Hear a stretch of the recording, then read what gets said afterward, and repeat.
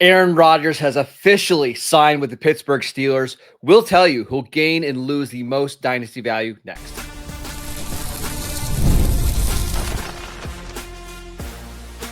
You are Locked On Dynasty Football, part of the Locked On Podcast Network. Your team every day.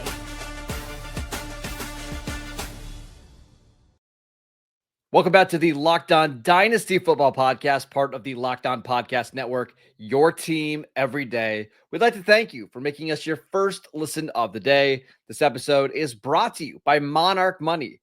Take control of your finances with Monarch Money. Use code LOCKEDONNFL at monarchmoney.com for 50% off your first year. Welcome back. I am your host, Marcus Mosher. You can follow me on Twitter at Marcus_Mosher. You can also check me out over on the Locked On Cowboys podcast. And joining me today, as always, is Michael Fabiano. Follow him on Twitter at Michael_Fabiano. You can also check out all of his great fantasy and dynasty work over at SI. And Fabs, our long national nightmare is finally over. Aaron Rodgers signed with the Steelers after it seemed like this was expected for at least 3 months now. Obviously, Rodgers doesn't have much dynasty value, but what do you think about the fit of Rodgers in Pittsburgh? So, we could look at it from both angles. So from a dynasty perspective, I updated my dynasty top 200 yesterday. He's not in there. I mean, listen, guys, he's 41 years old and he's probably going to play one more season and that's it. But the benefit is that you're going to get potentially a very good season from someone like DK Metcalf. And although it's only 1 year, that still helps. So DK didn't move up significantly because it's only going to be 1 year, but he's certainly more attractive. And it's certainly in redrafts, he's going to be more attractive than if he was catching passes from Mason Rudolph. And I get it. You know, Rodgers is certainly past his prime. He's not an elite quarterback anymore, not in real or fantasy. But I mean, remember back in the day when a quarterback had 3,897 passing yards and 28 touchdowns, and that was a pretty damn good season, right? Yep. That's what he had last year. He had more points than Caleb Williams, Jordan Love, CJ Stroud, Stafford, and Tua. So, I mean, I get it. He was not consistent when he had Devontae Adams in the mix there after the Jets acquired him. He was certainly a little bit better, and maybe he was feeling a little bit better physically coming off of that Achilles injury from the year before. I think Steelers fans probably initially will be like, we don't want Aaron Rodgers. You kind of do because you're in a really tough division and you weren't going to win much with Mason Rudolph. And as you mentioned, I mean, we all kind of knew this was going to happen after the Steelers didn't do much in the offseason at the quarterback position. Let's just put it that way. I'm also waiting for them to trade for Allen Lazard, right? I mean, that's like the next thing. Are they going to bring Randall Cobb back? I mean, right now their wide receivers are beyond DK. It's Robert Woods. It's Calvin Austin, Roman Wilson, and like Scotty Miller and like Ben Skoranek. Yep. So their wide receivers beyond DK are not great, which means right now DK is going to see a lot of targets. Obviously, the same goes for Pat Freiermuth, who you and I talked about yesterday. This is a big win for him for 1 year, but it's a big win for him as well. So there's positives here for the most part with Rodgers being in Pittsburgh.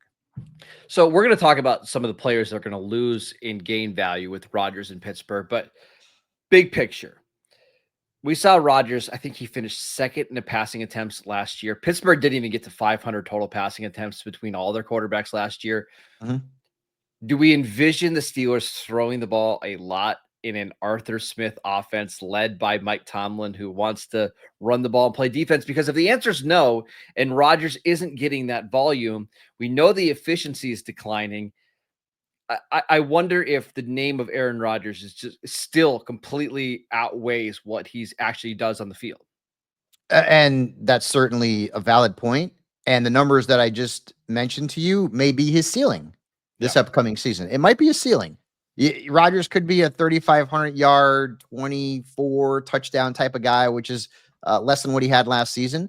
I don't think the Steelers are going to change their philosophy because they brought in Aaron Rodgers. Now, if Aaron Rodgers was 24, that's a different thing, but at 41, I think they're going to continue to want to run the football with Caleb Johnson, who I certainly like. Well, can we talk about him really quick? Because I actually think I wrote a piece for FanSided 2 weeks ago that I think if the Steelers sign Aaron Rodgers, that's a really bad sign for Caleb Johnson. And I'll make the case really quickly.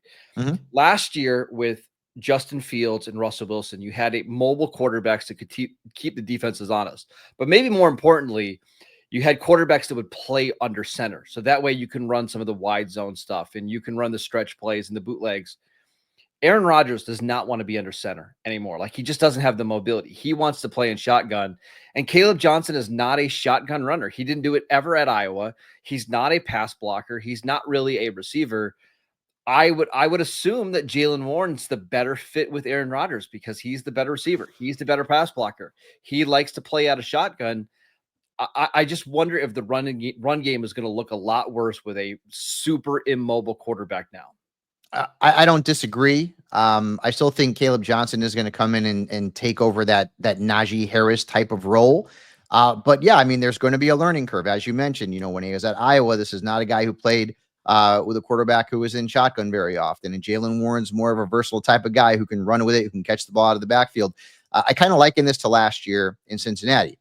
I was a fan of Chase Brown, but I liked Zach Moss maybe a little bit more.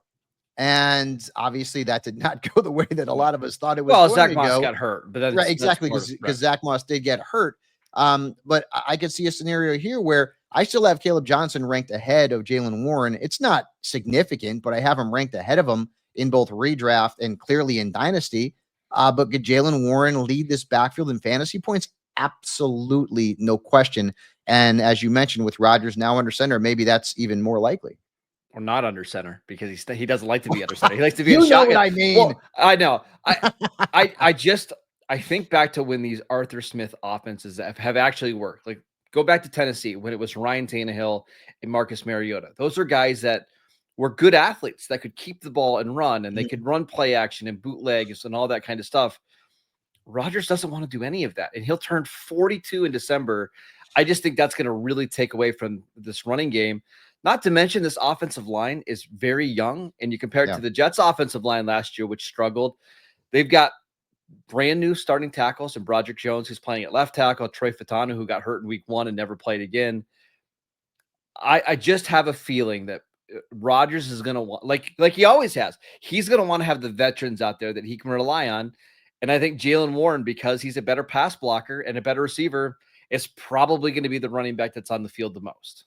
I think if there's one thing that you could say about Rodgers that's positive, is that he does not want to go out like he would have gone out with the Jets.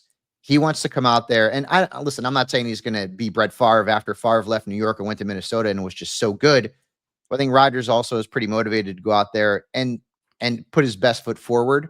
Again, he's not going to be a guy who's going to throw for 4,500 yards and 35, 40 touchdowns. But now it's more, I think, about winning football games, not making mistakes. And to me, there's going to be games where Aaron Rodgers is going to be a viable fantasy starter. He's going to be that guy who's got a good matchup that maybe during the bye weeks, you need to put him into your lineups. And again, people want to crap on him. He was not awful last season. Okay, he wasn't great. He wasn't great, but he outscored a lot of quarterbacks who people drafted way ahead of him. Yes. Real quick, before we move on, is the Steelers situation better for Rodgers than the Jets situation was? Because I'm not convinced. I think Garrett Wilson is better than DK Metcalf, and I think he fits Rodgers better than Metcalf does. They got Devontae Adams midseason. They already had Lazard. They had a coach that he knew really well. The offensive line had talent.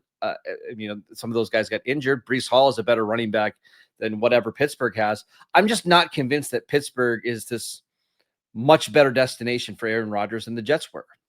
Statistically, right. And that's why I had said that the stats that he put up last year might be his ceiling in Pittsburgh. Like, he's not going to be better than that. And in fact, he probably will be somewhat worse. From a real football perspective, it's a better landing spot. Yeah. Okay. All right. We also got some big NFL news on Thursday, including a health update on Anthony Richardson that's not so great. We will get to that next.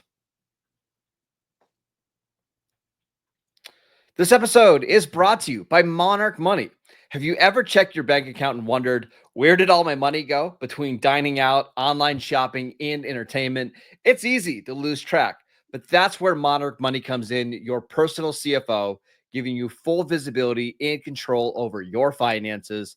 Monarch Money isn't just a budgeting app. It's a complete financial command center, so you can track all of your accounts, all of your investments, and all of your spending in one place, so you can stop managing your money and start building your wealth. My wife and I started using Monarch Money about 6 months ago, and we realized how much money that we were spending on like food delivery, coffee runs that we didn't need to make. But now we are budgeting smarter and we are saving more. Take control of your finances with Monarch Money. Use code LOCKEDONNFL at monarchmoney.com for 50% off your first year. That is monarchmoney.com, code LOCKEDONNFL for half off your first year. Welcome back to the Locked On Dynasty Football Podcast. We'd like to thank you for making us your first listen of the day. We're discussing all of the latest news around the NFL, including a not-so-great Anthony Richardson health update. Shane Steichen, the Colts head coach, said that Richardson suffered an AC sprain. He's going to miss the rest of the offseason workouts, and they hope that he's ready for training camp. I think those were his words that he used. This feels like the beginning of the end for Anthony Richardson in Indianapolis.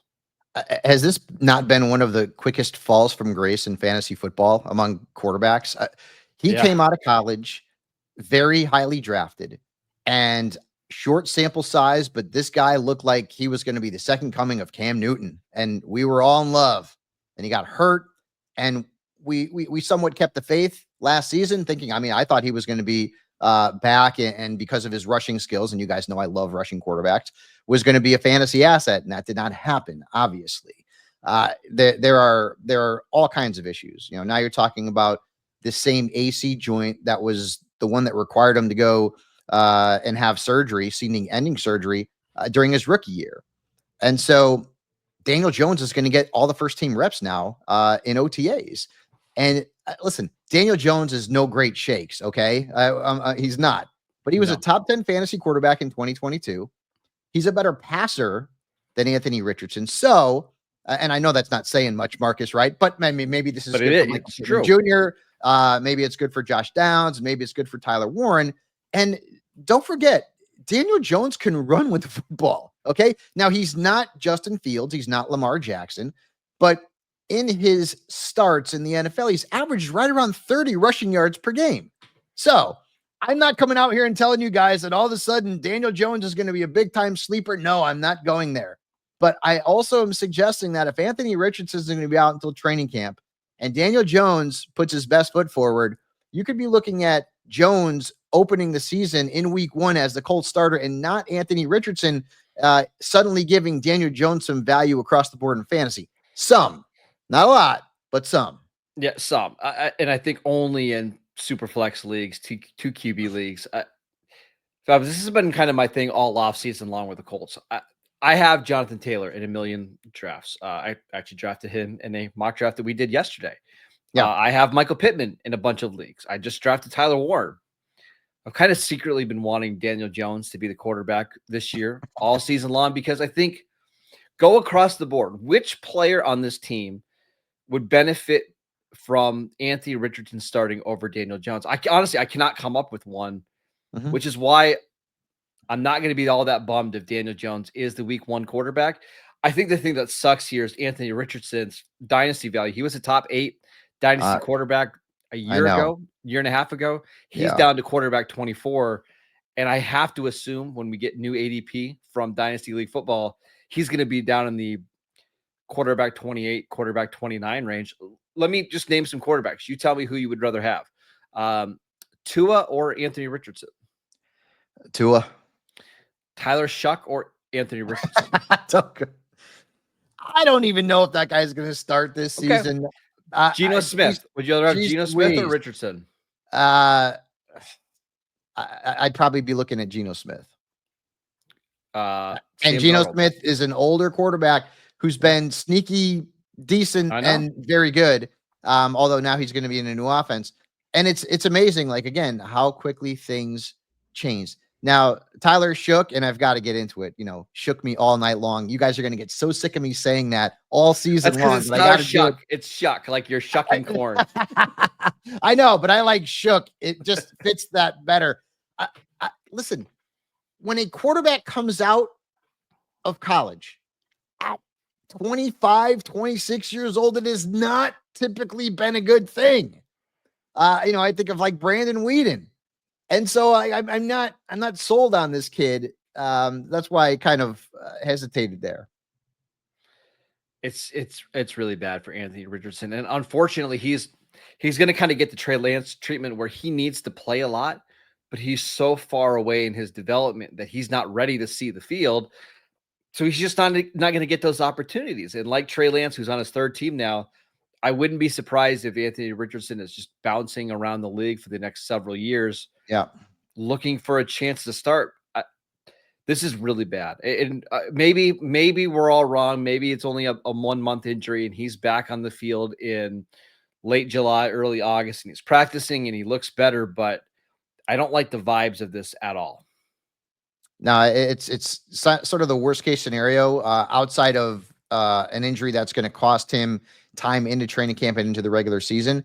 Listen, we need this kid out there gaining a rapport, improving his passing chops, which he needs big time improvement in. And so this is certainly a setback. Before we move on, if there's one player in this Colts passing offense that would benefit the most from Daniel Jones starting, who would it be? I mean, I'm probably going to have to go with Josh Downs. Okay. Michael Pitt. I think they all would. Because Richardson has not proven that he can be an effective passer in the league, but I think it's probably going to be Josh Downs. I think I would go Michael Pittman just because he's probably the guy that's the most likely to earn targets in this offense, like consistent targets. And I would assume with Daniel Jones, they're just more likely to throw the ball more than what they had with Anthony Richardson. So maybe he goes from somebody who gets 7 targets a game to 9 targets a game. But I still don't feel great about any of these Colts pass catchers with Daniel Jones. It's not like we're talking about a great quarterback here. It is still Daniel Jones, right? Yeah. No question. Not great. All right, let's talk about some other news and notes around the NFL, including a Baltimore Ravens receiver gets a big-time extension. We will get to that next.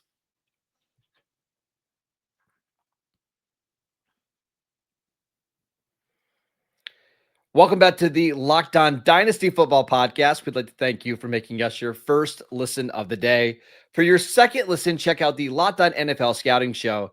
As training camps get closer and moves are being made, host Kyle Krabs and Joe Marino will make you the most informed NFL fan this offseason. Find Locked On NFL Scouting on YouTube or wherever you listen to your podcast. All right, Fabs, let's run through some latest NFL news before we head out here on a Friday. Rashod Bateman get a pretty nice contract from the Ravens this week. He's going to be getting paid about $12.5 million a year for the next 3 years. Wide receiver 57 right now on Dynasty League Football did have a career high 9 touchdowns this year. Are you interested in Rashod Bateman at all? I mean, he's out there as my wide receiver 5. I mean, no. Listen, I mean, he had a career year last season, but he scored 9 touchdowns. That's not going to happen again. You're going to see regression in the touchdown category. They brought in DeAndre Hopkins, and so that's another mouth to feed in the passing game. And they're already second from the bottom in terms of pass percentage from a year ago. So it's not like they throw the ball a ton. Bateman doesn't really interest me, to be quite honest. The only pass catcher from a dynasty perspective at wide receiver is Zay Flowers. And then clearly, Isaiah Likely, and then to a degree, Mark Andrews too. I kind of like Rashod Bateman. He's only 25. He's had some really bad luck with injuries the first couple of years of his career. But I'm also not delusional. He's never going to be a 1,000-yard receiver. Maybe he gets to 8-9 touchdowns again. But do I think he's a nice what the heck flex every single week? Sure. Why not? But he's not somebody that I'm actively trying to trade for my Dynasty League because the upside's just not there. If Bateman is a weekly flex starter, then he is outperforming what my expectation of him would be. I got to be honest. Well, I'm saying a bye-week flex guy, somebody that you can stick in hey, I've got some injuries, and you don't feel awful about it because he's on a good offense with a really good quarterback, and he's the clear number 2. Yep. It's just that we know the ceiling is pretty limited. And last season, I mean, he was pretty touchdown dependent. Yeah. And to his credit, he scored 9 times, but I just think regression's coming. Yeah. All right, let's get to some other news, including news on 2 Falcons tight ends. Let's start with Jonnu Smith. 2 former Falcons tight ends. Jonnu Smith with the Dolphins had a career year last year. wants a new contract, has been rumored to be part of trades. Adam Schefter keeps reporting that the Steelers are interested. What do you think is actually going on here? Well, Jonnu Smith's agent came out, Drew Rosenhaus, and said that Smith actually loves playing in Miami. Like, he wants to stay with the Dolphins. So I'm not sure. Obviously, the Pittsburgh thing is tied to Arthur Smith because Smith coached him not once but twice, obviously in Tennessee and then in Atlanta. So I don't want him to go anywhere, Marcus, from a fantasy standpoint, because he hadn't been any good anywhere else. Right? I mean, in Tennessee, we all saw that he had some potential and he never lived up to it. And then in Atlanta, that was a flop. And really last year, can you think of a player, and maybe you can, who was so out of nowhere a breakout player? Because when you looked at how Miami used the tight end under Mike McDaniel previously, I mean, Durham Smythe was getting 8% of the targets the year before. And I know that Durham Smythe is not nearly as talented as Jonnu Smith, but just McDaniel didn't use tight ends in Miami. And then all of a sudden, Jonnu Smith was right there in terms of the team's percentage of team targets with Tyreek Hill. He had more than Jalen Waddle.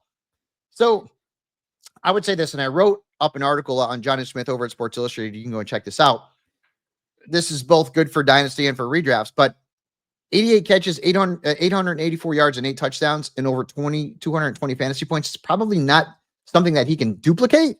No. But also keep in mind that David Njoku was the 10th best tight end in fantasy football last year, and he missed 6 games.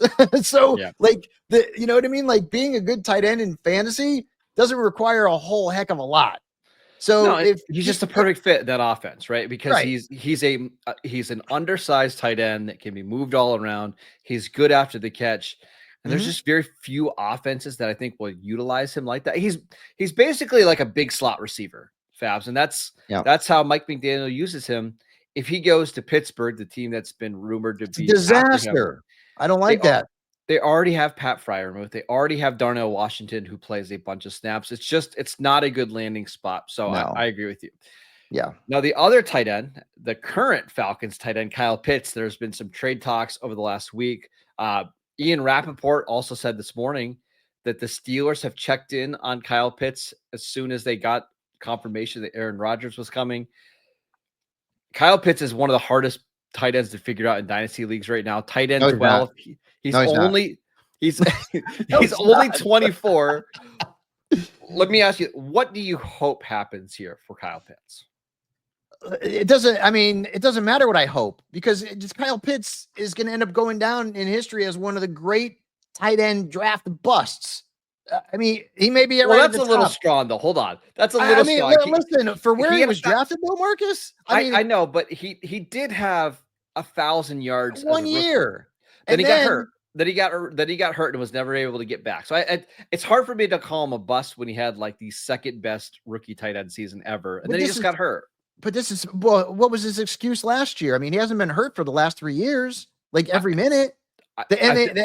He just looks physically different to me, but that's okay. Go ahead. I mean, I'm a numbers guy. I look at the numbers, and the numbers suggest that we got to jump off this Kyle Pitts is going to rebound bandwagon. And even Zach Robinson came out and said that he was going to be a big part of the offense or something to that effect. Listen, you're telling me something that my eyes are not seeing on the field. I'm seeing something completely different. I'm seeing a guy whose ceiling is 8 points per game from a fantasy perspective. And suddenly, after 4 years? Oh, well, now we're going to use him. It's like the 5th year Devontae Parker breakout. Is that coming?